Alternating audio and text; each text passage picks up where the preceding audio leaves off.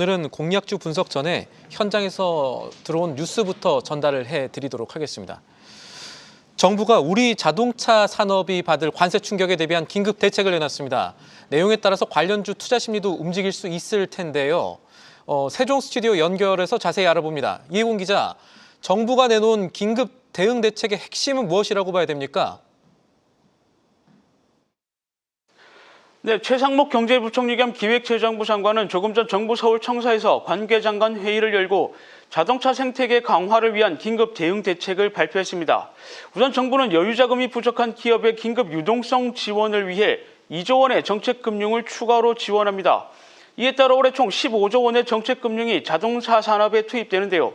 현대차와 우리, 국민은행 등 금융권도 1조 원의 대출과 보증, 회사채 발행 등을 지원할 예정으로 규모로만 보면 총 3조 원이 긴급 수혈되는 셈입니다.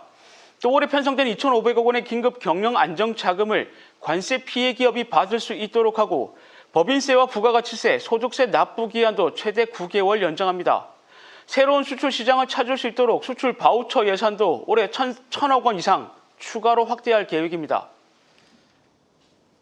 네, 우리 업계의 피해가 클 것으로 예상되는 만큼 정부도 정책금융을 동원해서 긴급 수혈에 나서는 걸로 보이는데요. 이 수출이 줄어들면 생산량도 줄어들 테고 그만큼 자동차 산업이 위축될 수도 있으니까 이미 현장에서 공장 멈추는 것 아니냐 이런 얘기도 나오는 것 같은데 정책금융 외에 주목할 만한 자동차 산업 활성화 방안도 있었습니까?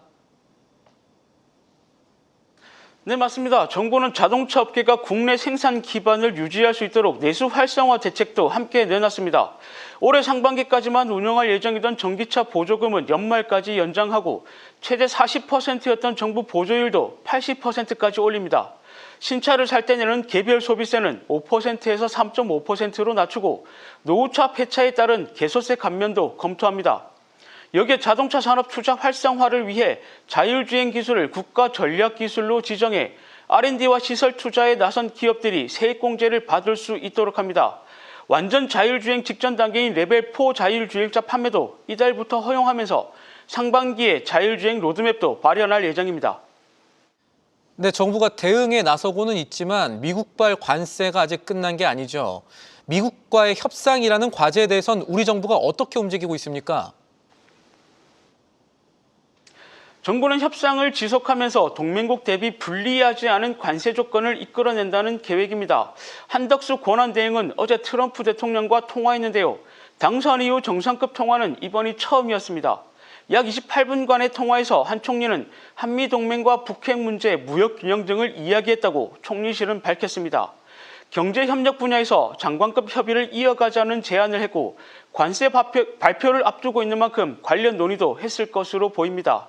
특히 아직 품목별 관세가 발표되지 않은 의약품이나 반도체 등에 대한 미국의 움직임을 파악하는 것도 중요한 과제입니다.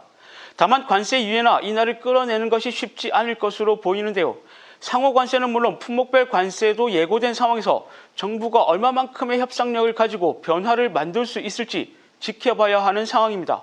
지금까지 세종 스튜디오였습니다.